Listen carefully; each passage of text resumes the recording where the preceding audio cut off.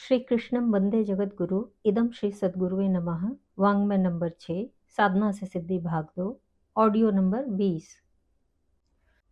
पिछले ऑडियो में गुरुदेव ने ओजस, तेजस एवं वर्चस के जागरण हेतु उच्च स्तरीय साधनाएं कैसे हों उसके लिए बताया है कि एक सौम्य तरीका यह है कि जैसे माता पिता से उत्तराधिकार प्राप्त कर लेना सुगम है, ऐसे ही तीनों शरीर की वैभव विभूतियां प्राप्त करने की रीति नीति गुरुदेव के सूक्ष्म संरक्षण में शांति कुंज द्वारा विकसित की गई है।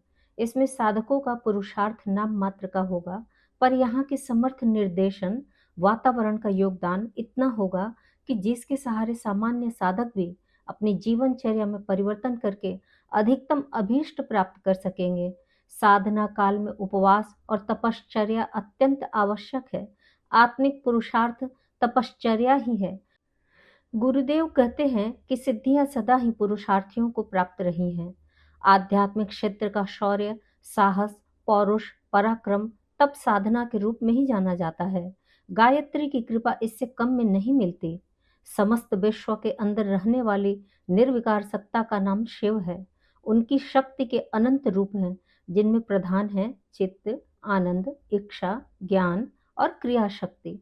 जो व्यक्ति शक्ति के स्वरूप को समझकर साधना करता है, उसे इसके द्वारा शक्ति अथवा ईश्वर की प्राप्ति हो सकती है।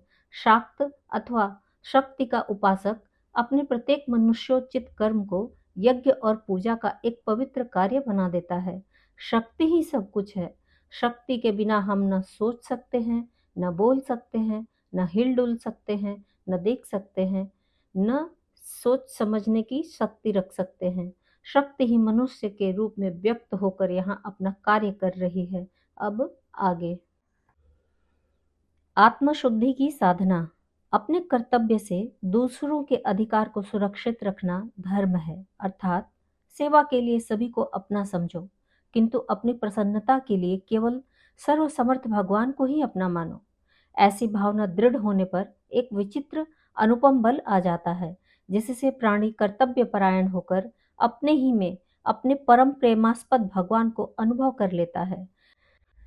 मन के दूषित हो जाने पर ही प्राणी दुखी होता है। पराये दोष न देखने से, किसी का बुरा न चाहने से, संसार को असत्य समझने से एवं प्राप्त परिस्थिति का सदुपयोग करने से मन शुद्ध हो जाता है। मन के शुद्ध हो जाने पर व्यर्थ चिंतन मिट जाता है।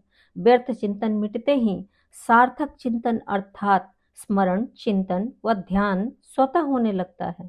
अतः मन को शुद्ध करने के लिए प्राणी को सतत प्रयत्नशील रहना चाहिए।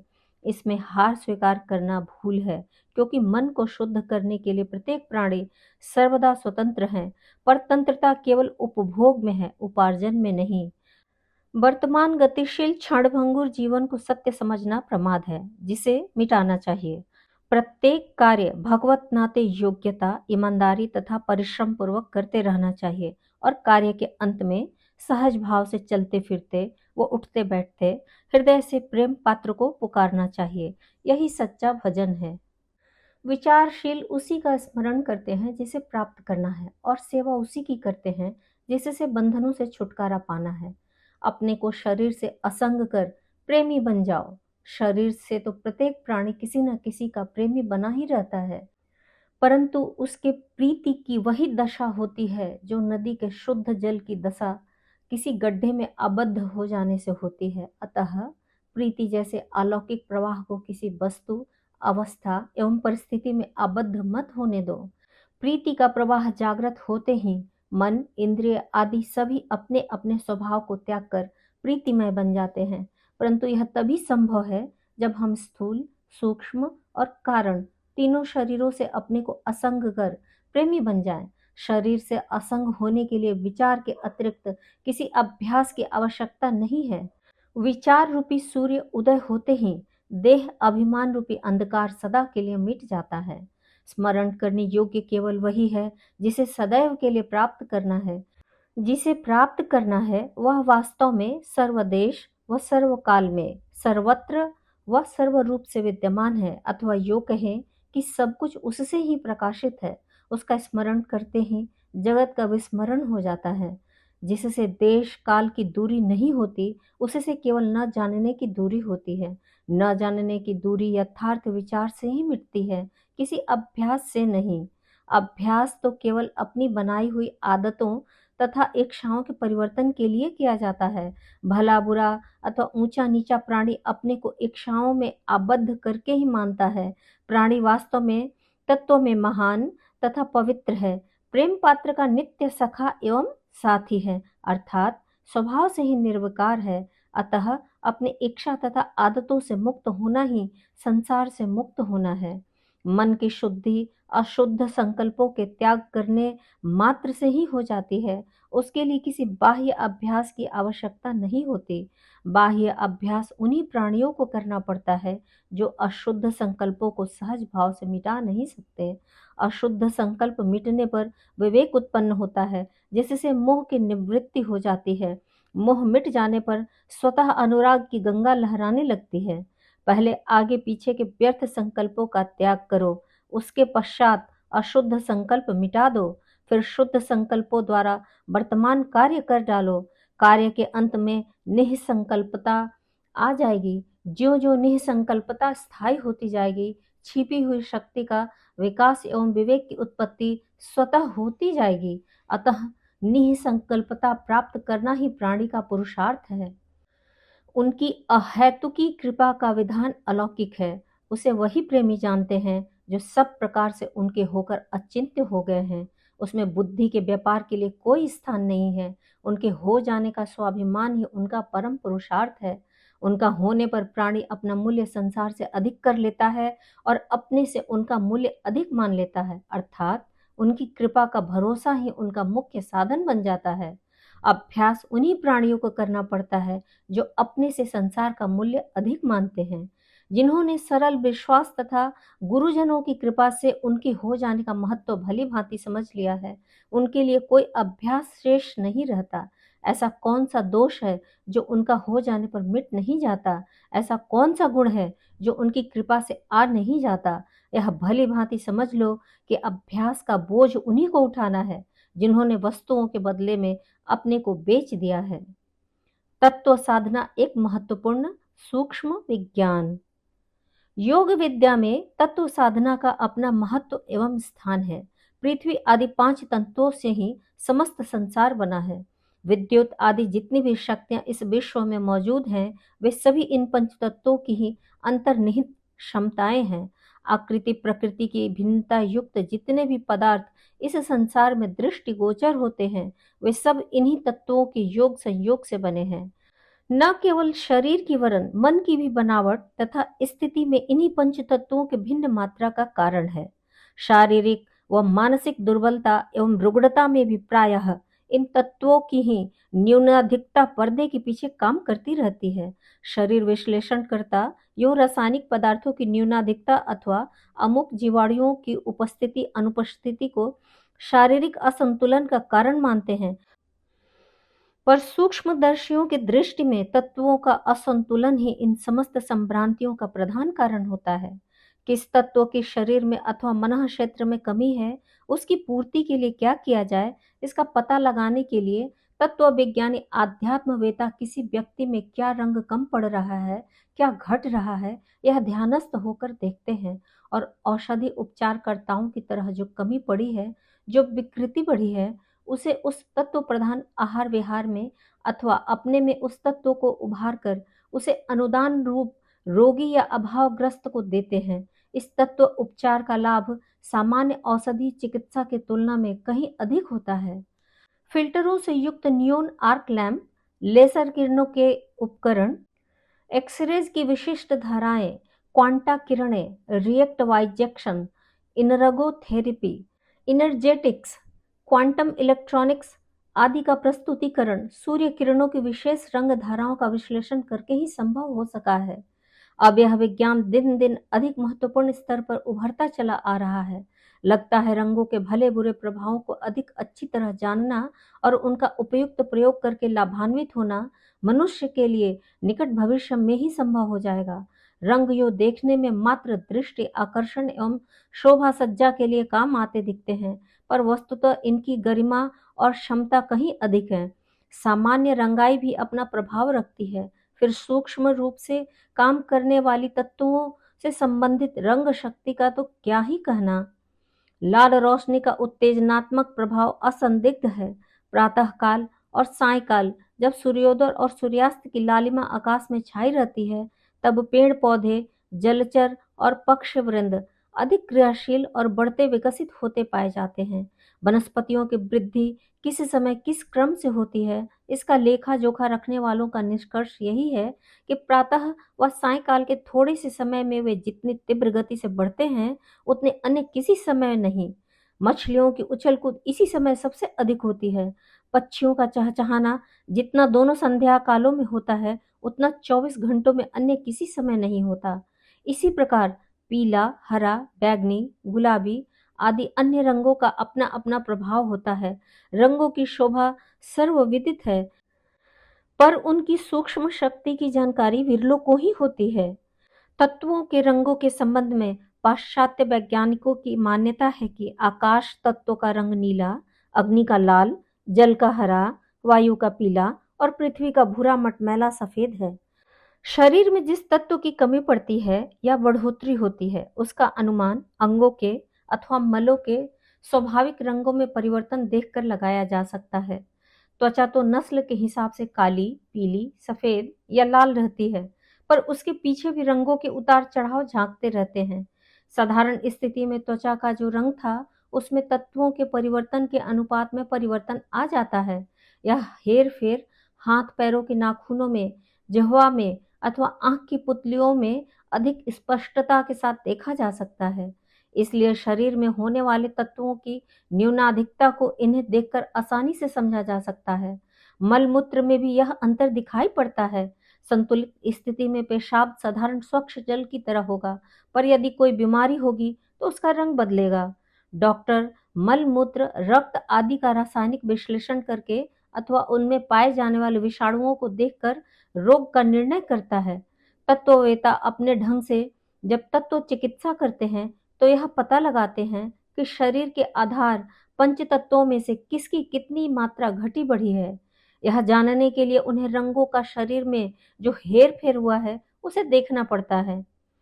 तत्ववेत्ता मनःशास्त्रियों को अपनी दिव्य दृष्टि इतनी विकसित करनी पड़ती है कि मनुष्य के चेहरे के इर्द गिर्द विद्यमान तेजो वलय की आभा को देख सके और उसमें रंगों की दृष्टि से क्या परिवर्तन हुआ है, इसे समझ सके। मानवीय विद्युत की ऊर्जा शरीर के हर अंग में रहती है। वह बाह्य जगत से संबंध मिलाने के लिए त्वचा की परतों में अधिक सक्रिय रहती है। शरीर का कोई भी अंग स्पर्श किया जाए, उसमें तापमान की ही तरह विद्युत ऊर्जा का अनुभव किया जाएगा। यह ऊर्जा सामान्य बिजली की तरह उतना स्पष्ट झटका नहीं मारती या मशीनें चलाने के काम नहीं आती, फिर भी अपने कार्यों को सामान्य बिजली की अपेक्षा अधिक अच्छी तरह संपन्न करती हैं। मस्तिष्क स्पष्टतः एक जीता जागता बिजली घर है। समस्त काया में बिखरे पड़े अगणित तंतुओं में संवेदना संबंध बनाए रहने, उन्हें काम करने की प्रेरणा देने में मस्तिष्क को भारी मात्रा में बिजली खर्च करनी पड़ती है। उसका उत्पादन भी खोपड़ी के भीतर ही होता है। अधिक समीपता के कारण अधिक मात्रा में बिजली उपलब्ध हो सके, इसलिए प्रकृति ने महत्वपूर्ण ज्ञानेंद्रियां सिर के साथ जोड़ कर रखी है। आंख, कान, नाक व जिह्वा जैसी महत्वपूर्ण ज्ञानेंद्रियां गर्दन से ऊपर ही है। इस शिरोभाग में सबसे अधिक विद्युत मात्रा रहती है, इसलिए तत्वदर्शी आंखें हर मनुष्य के सिर के पास इर्द गिर्द प्रायः 1.5 फुट के घेरे में एक तेजोवलय का प्रकाश लाल गोल घेरा चमकता देख सकती है। देवताओं के चित्रों में उनके चेहरे के इर्द गिर्द एक सूर्य जैसा प्रकाश गोलक बिखरा दिखाया जाता है। इस अलंकार चित्रण में तेजोवलय की अधिक मात्रा का आभास मिलता है। अधिक तेजस्वी और मनस्वी व्यक्तियों में स्पष्टता या मात्रा अधिक होती है। उसी के सहारे वे दूसरों को प्रभावित करने में समर्थ होते हैं। तेजोवलय में इंद्रधनुष जैसा अलग अलग रेखाओं वाले तो नहीं, पर मिश्रित रंग घुले रहते हैं। उनका मिश्रण मन क्षेत्र में काम करने वाले तत्वों की न्यूनाधिकता के हिसाब से ही होता है। तत्वों की सघनता के हिसाब से रंगों का आभास इस तेजोवलय की परिधि में पाया जाता है। पृथ्वी सबसे स्थूल और भारी है। इसके बाद क्रमशः जल, अग्नि, वायु और आकाश का नंबर आता है। तेजोवलय की स्वाभाविक स्थिति में रंगों की आभा भी इसी क्रम से चलती है। स्थूल शरीर स्थूल पंच तत्वों से बना है। आकाश, वायु, अग्नि, जल, पृथ्वी ये 5 तत्व सर्वविदित हैं।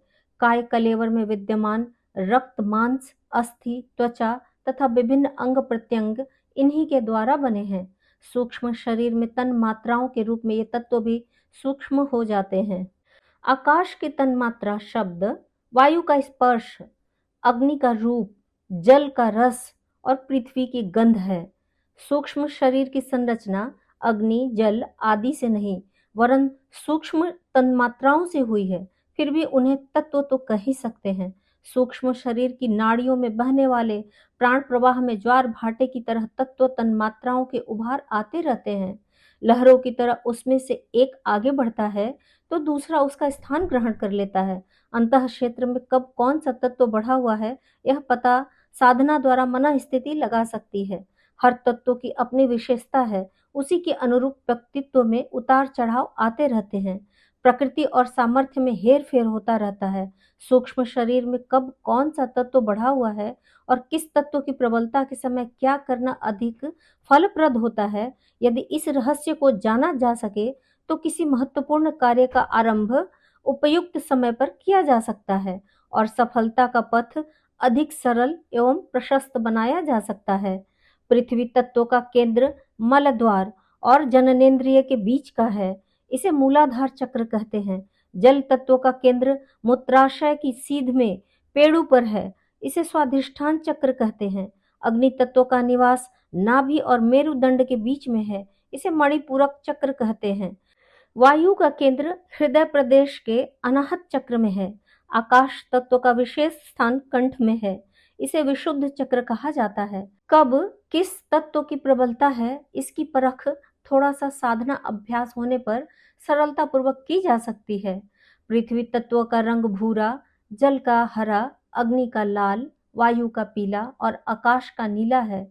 आंखें बंद करने पर अपने भीतर एवं बाहर जो रंग अधिक मात्रा में बिखरा दिखाई पड़े, उसके अनुसार तत्वों की प्रबलता आंकी जा सकती है।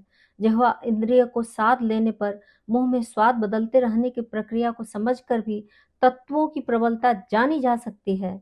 पृथ्वी तत्व का स्वाद मीठा, जल का कसैला, अग्नि का तीखा, वायु का खट्टा और आकाश का खारा होता है। गुण एवं स्वभाव की दृष्टि से यह वर्गीकरण किया जाए तो अग्नि और आकाश को सतोगुण, वायु और जल को रजोगुण तथा पृथ्वी को तमोगुण कहा जा सकता है। व्यक्ति की त्वचा का रंग, चेहरे पर उड़ता हुआ तेजोवलय, उसकी स्वाद संबंधी अनुभूतियां, रंग विशेष की पसंदगी को कुछ परख कर यह जाना जा सकता है कि उसके शरीर में किस तत्व की न्यूनता या किसकी अधिकता है।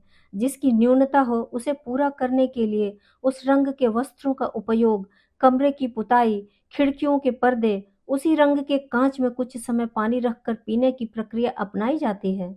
आहार में अभीष्ट रंग के फल आदि का प्रयोग कराया जाता है। रंगीन बल्ब की रोशनी पीड़ित भाग पर या समस्त अंग पर डाली जाती है।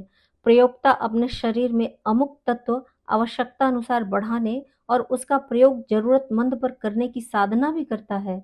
यह साधना उसकी आवश्यकता भी पूरी करती है और किसी अन्य की कठिनाई हल करने में भी इसका प्रयोग होता है।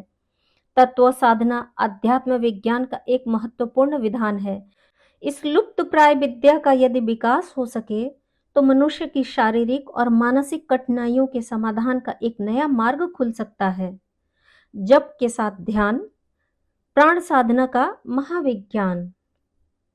सन 1932 ईस्वी की बात है। शिकागो के टेड सीरियस नाम के एक व्यक्ति ने कल्पना द्वारा दूरवर्ती वस्तुओं के चित्र फिल्म कैमरे पर उतारकर न केवल वैज्ञानिकों को अचंभे में डाल दिया, अपितु विज्ञान के समक्ष एक चुनौती खड़ी कर दी। क्या उसे प्रकृति, पदार्थ और ब्रह्मांड की जानकारियों के लिए मात्र भौतिक उपकरणों तक ही सीमित रहना पड़ेगा? क्या मानव शरीर उससे भी समर्थ उपकरण नहीं है जिसके द्वारा ब्रह्मांड व्यापी हलचलों की इतनी स्पष्ट जानकारी ली जा सकती है, जितनी भौतिक उपकरणों के द्वारा भी संभव नहीं है? वस्तुतः बात यह हुई कि एक दिन टेड सीरियस नामक उक्त व्यक्ति अपने एक फोटोग्राफर मित्र से फोटो खिंचवाने जा रहा था। रास्ते में किसी परिचित मित्र ने बताया कि वह अभी उसकी ससुराल से आ रहा है, जहां उसकी धर्मपत्नी अत्यंत संकटग्रस्त अवस्था में बीमार है। टेड सीरियस को प्रातःकाल ही धर्मपत्नी का पत्र मिला था, जिसमें किसी तरह की अस्वस्थता का कहीं कोई उल्लेख नहीं था। तो भी इस समाचार से उसकी स्मृति धर्मपत्नी के लिए घनीभूत होती चली गई। जिस समय वह कैमरे के सामने बैठा, उस समय वह पूरी तरह अपनी पत्नी के ही विचारों में खोया हुआ था। उसी स्थिति में जोहान्स नामक उसके फोटोग्राफर ने उसका फोटो लिया, और जब उसने फिल्म धोई तो वह यह देखकर आश्चर्यचकित रह गया कि जिस नंबर की फिल्म से उसने टेड सीरियस का चित्र उतारा था, उसमें चारपाई पर लेटी हुई एक महिला का चित्र था। उसके आसपास एक पुरुष, एक महिला व दो युवतियां खड़ी थीं। एक अन्य व्यक्ति जो डॉक्टर लगता था, स्टेथोस्कोप से उस महिला के शरीर की जांच कर रहा था। पीछे पता चला कि सचमुच उसकी पत्नी बीमार थी, और उसी स्थिति में सचमुच उसी डॉक्टर ने उसका मुआयना किया था। टेड सीरियस ने यह चित्र देखा तो चिल्ला पड़ा, अरे, यह स्त्री तो मेरी धर्मपत्नी है। पास खड़े लोग उसकी ससुराल के ससुर, सास व कुटुंबी थे। डॉक्टर उन्हीं का फैमिली डॉक्टर था, जिसे टेड अच्छी तरह पहचानता और नाम आदि भी जानता था। यह विशेषता फिल्म की थी, या कोई फोटोग्राफर को हिप्नोटाइज कर रहा था, या टेड के दिमाग में कोई चक्कर था? यह प्रश्न फोटोग्राफर के दिमाग में परत दर परत उभरता रहा। उसने कई तरह की फिल्मों से कैमरे बदल बदल कर स्वस्थ चित्त से वह कई तरह से टेड के चित्र लिए। वह हर बार यह देख हैरान रह जाता था कि टेड जिस भी वस्तु का ध्यान कर रहा होता, कैमरे की फिल्म में वही ध्यान वाला चित्र उतरता। यह एक ऐसी घटना थी जो वैज्ञानिकों को भी आश्चर्यचकित करने वाली थी। सो उसने उसकी सूचना पत्रकारों को दी। पत्रकारों की उपस्थिति में टेड के चित्र खींचे गए। तब भी टेड की सशक्त कल्पना के ही चित्र आए। टेड अखबारों के आकर्षण का विषय बन गया। उसकी कल्पना की फोटो सहित उसके तरह तरह के फोटो अखबारों में छपे। उसे देखने, परीक्षण करने वालों का तांता लग गया। इसी बीच उसके परीक्षण के तौर पर जो फोटो लिए गए, उसमें नेपोलियन बोनापार्ट, उसकी सेना, इटली और कोर्सिका के किले, मिस्र के पिरामिड तथा कुछ ऐसे ऐतिहासिक स्थलों के चित्र भी कल्पना से खींचे, जो अब केवल पुरातत्व सामग्री के रूप में ही उपलब्ध थे।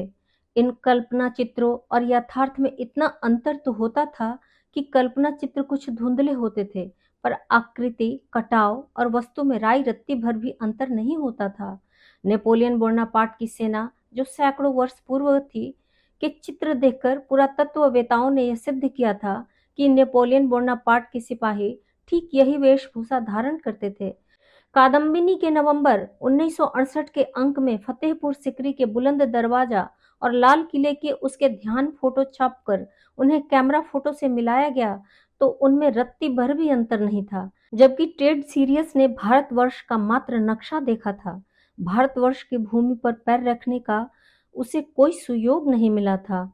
इन आश्चर्यजनक घटनाओं में से दो प्रश्न उभरते हैं। पहला, क्या सचमुच ध्यान से ध्येय और ध्याता के बीच कोई भौतिक संपर्क हो सकता है, और उस संपर्क से दोनों के बीच कोई रासायनिक आदान प्रदान की क्रिया संभव हो सकती है? दूसरा, क्या सृष्टि में ऐसे भी तत्व हैं जो मानवीय चेतना का संबंध भूत और भविष्य से जोड़ सकते हैं? इस समय तक माइक्रोवेव, माइक्रोफिल्म तथा माइक्रो ट्रांसमीटर का आविष्कार हो चुका था, जिससे यह बात तो सिद्ध हो चुकी थी कि शब्द और आकार को शक्ति तरंगों अर्थात एनर्जी वेव में बदलकर उन्हें नियंत्रित अवस्था में एक स्थान से दूसरे स्थान में भेजा जा सकता है। इस प्रणाली को टेलीविजन कहते हैं, जिसके द्वारा एक स्थान से शक्तिशाली विद्युत तरंगों के सहारे चित्र और ध्वनियां चारों ओर प्रक्षेपित की जा सकती हैं। ये तरंगे जितनी अधिक विद्युत शक्ति से अनुप्रेरित होंगी, प्रेषण उतनी ही दूर तक ग्रहण किया जा सकता है। इससे स्पष्ट है कि टेलीविजन प्रसारणों में जबरदस्त विद्युत शक्ति नियोजित की जाती है, अन्यथा इन प्रसारणों को 1-2 मील में भी पकड़ना असंभव हो जाता।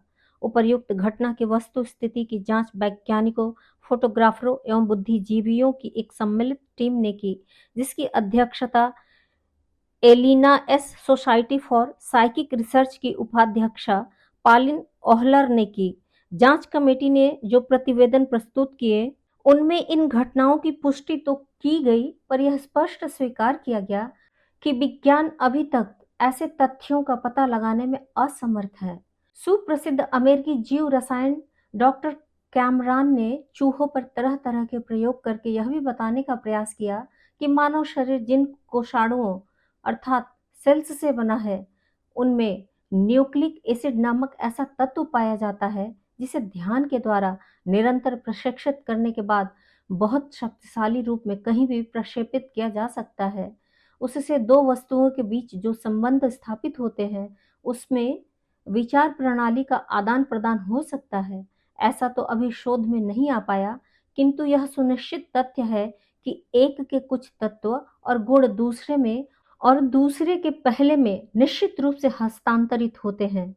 ध्यान द्वारा जब किसी वस्तु को एक व्यक्ति के मन से जोड़ा जाता है, तो इस न्यूक्लिक एसिड की विचारमाला के माध्यम से उस वस्तु का प्रतिबिंब परिलक्षित हो सकता है। इससे भी यह सिद्ध होता है कि भारतीयों का ध्यान विज्ञान एक दुर्लभ खोज थी। उसी के माध्यम से ऋषि मुनि, तपस्वी और योगी सृष्टि की सुदूर हलचलों को अपने मस्तिष्क की टेलीविजन प्लेट पर उतार लिया करते और भूत, भविष्य व वर्तमान को खुली हुई पुस्तक के रूप में पढ़ लिया करते थे। इंग्लैंड की बीएफ गुडरिच कंपनी ने रिसर्च डायरेक्टर डॉक्टर डब्ल्यू.एल. सेमान तथा इटली के जीव विशेषज्ञों ने ध्यान के साथ जप की महत्ता को भी सूक्ष्म ध्वनि तरंगों का आविष्कार कर प्रतिपादित कर दिया है। उन्होंने एक प्रयोग में देखा कि रात के अंधकार में बिजली के बहुत सारे तार फैले होने पर भी चमगादड़ वहां उड़ते समय तारों से टकराता नहीं। उन्होंने चमगादड़ की आंखों में पट्टी बांधकर उड़ाया और जिस स्थान पर उड़ाया गया वहां बहुत बारीक से बारीक धागे असंख्य मात्रा में बांध दिए। इस जटिल स्थिति में भी चमगादड़ बिना धागों से टकराए उड़ते रहे। बिना आंखों की सहायता के चमगादड़ वस्तुओं की उपस्थिति का किस तरह पता लगाते हैं, इस अध्ययन के दौरान पता चला कि चमगादड़ उड़ते समय मुंह से अत्यंत सूक्ष्म ध्वनि निकालता है। यह कर्णातीत ध्वनि तारों से टकराकर चमगादड़ के रेक्टिक्युलर फॉर्मेशन यानी मस्तिष्क का वह भाग जहां हिंदू शिखा रखते हैं से टकराती है और ध्यान वाले स्थान तक पहुंचकर चमगादड़ को वस्तु की उपस्थिति का भान करा देती है।